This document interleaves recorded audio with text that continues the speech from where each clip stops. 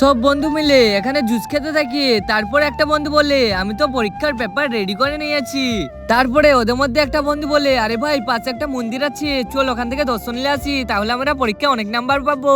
আচ্ছা ঠিক আছে চল। তারপরে সবাই ওই মন্দিরের কাছে চলে যায় দর্শন নেওয়ার জন্য। একবার উপরের পাহাড়ে চলে যায়। তারপরে এরা যেতে যেতে অনেক থেকে যায়।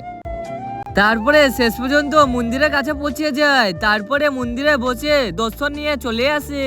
আরে ভাই আমরা অনেক ক্লান্ত হয়ে গেছি, আমরা খানিক আরাম করে নি। হ্যাঁ হ্যাঁ হ্যাঁ ভাই চল। তারপরে সবাই মিলে এক জায়গায় বিশ্রাম নিতে লাগে। আর সিঁড়িতে উঠে তো ওরা ক্লান্ত হয়ে গেছে, ওরা ঘুমিয়ে পড়ে।